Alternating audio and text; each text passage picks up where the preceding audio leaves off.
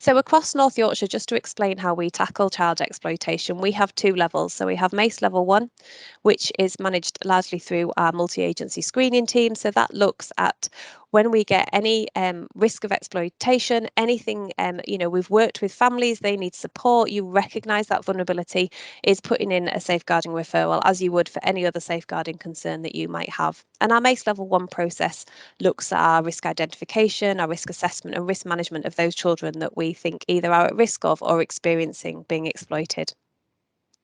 It supports and enhances our current child protection structures. Now, our Mace Level 2 process is where many of you, some of you, I recognise the names already, you already engage in our Mace Level 2 meetings. So I currently chair those across our districts. So we have 7 of those, one in each of the areas. They're a 2-hour virtual meeting. And that's where we share information around the children that might be at risk, those that might have been missing in the last 4-week period.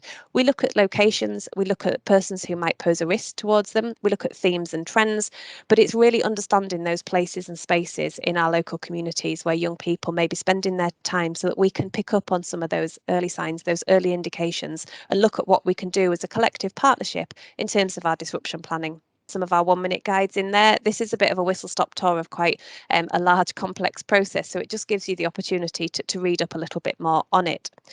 I've hyperlinked in there for you further information that we've got practice guidance, and I've hyperlinked in where there's useful ones that might be helpful to give you a bit more understanding.